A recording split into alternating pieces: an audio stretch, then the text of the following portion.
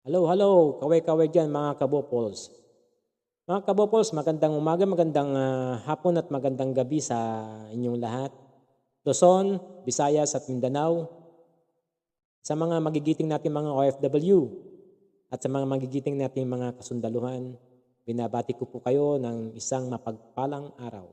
So bago po tayo mag-start sa ating reaction, gusto ko po lamang sanang humingi ng isang like, subscribe at pakihit ang notification bell para lagi po kayong updated sa aking panibagong video. Salamat! So dito po, dumako po tayo dito sa ating reaction.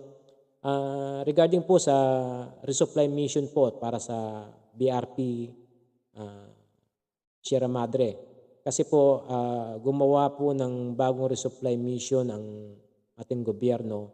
So hindi po pinadaan sa dagat.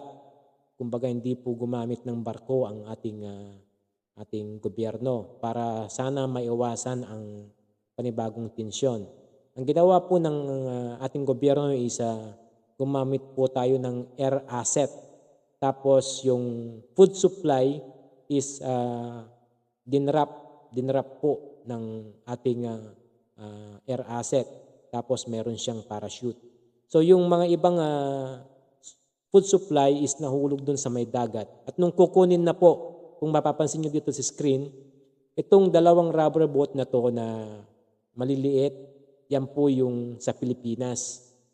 At sila po yung pumunta dyan para kunin sana yung food supply na nahulog dyan sa dagat na yan. Pero biglang dumating po yung hinayupak na dalawang Chinese rubber boat at sa pilitang kinuha din yung hinulog ng air asset natin na food supply para sa mga kasundaluhan. Nakipagpatentero po ang ating mga Pilipino para masalba sana yung food supply, pero yung walang hiyang China Coast Guard na yan is sila yung gustong kumuha at sa pilitang kinuha yung food supply. So without further ado, panoorin po natin ang actual video. Actually, yung video na ipapanood ko sa inyo is dalawang video po ito. Yung una is kuha mismo ng ating kasundaluhan. So courtesy po sa kanila yung video niyan. Yung pangalawang video is courtesy naman po sa Taiwan News. So without further ado, let's watch this. Yung pala inabangan nila. Naku! Wala. Lapitan nyo kayo, lapitan nyo kayo. Yung sinasabi ko sa inyo mga kabopers na nakikipagpatentero po yung talihan ano lang nila. kababayan. Yung item yung lapitan nyo, yung item. Binulog. Huli yan, nahulog, kumakain nyo. Nakalila yan, nahulog yung tropa nila.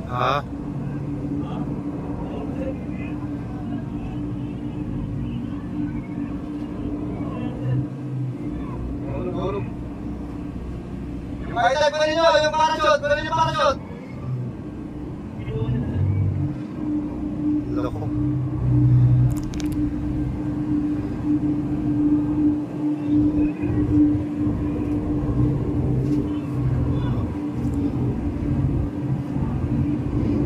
Naku, pero paparasyon to. Loko to.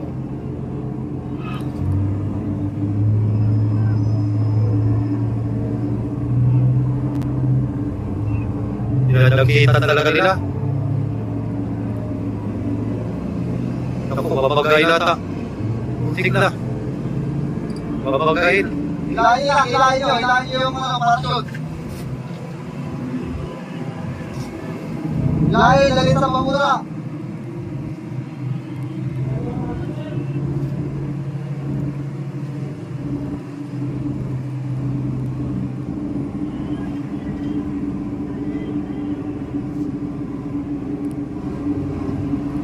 Make sure na pagkunan natin video ha.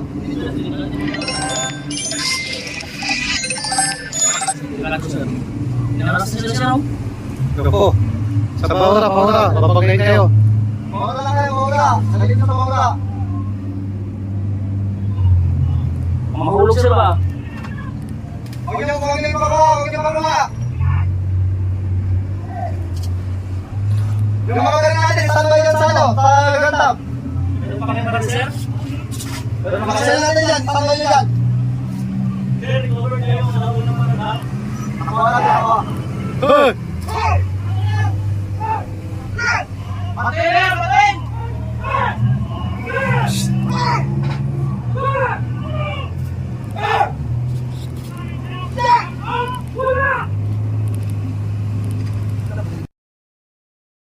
Grabe, no?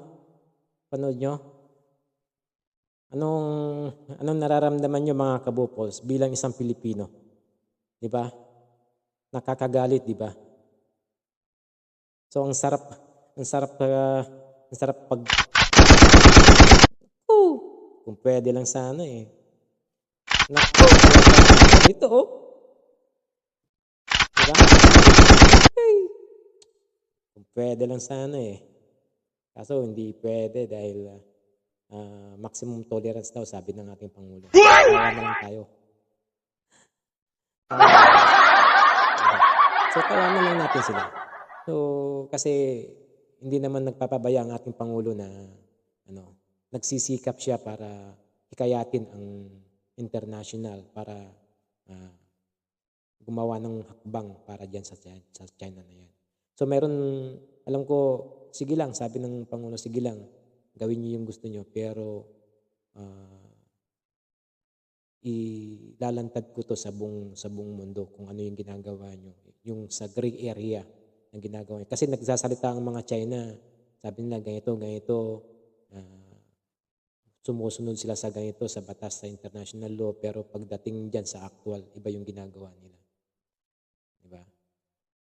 So ngayon, nakita nyo naman kung gaano kabarubal, kung sinasayang barubal, ibig sabihin parang barbarian yan. No? So kung gaano katarantado, kung paano mang-bully ang China sa atin. Walang respeto talaga. So sa ating mga kababayan, mag-ingat po tayo uli sa susunod na eleksyon. No? Huwag nating iboto at iupo o iluklok ang mga pro-China at yung mga bagong makapili. Kasi kawawa po tayo pag yan yung mga naupo uli. So kahit na saan mang posisyon ng ating gobyerno, mapakagawad man, mapakapitan man, o mapamayor man, mapakongresman, lalo na sa senador, at lalo na sa vice president at president.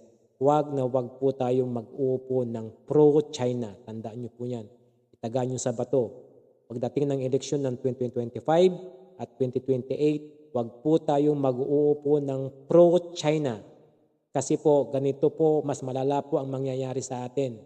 Kung ganito po, sa teritoryo natin ginagawa ng China to, lalo na pag nakonquer nila ang buong Pilipinas. So kaawa-awa po ang magiging kalagayan ng sambayan ng Pilipino. So without further ado, ipapakita ko rin sa inyo yung video ng Taiwan News.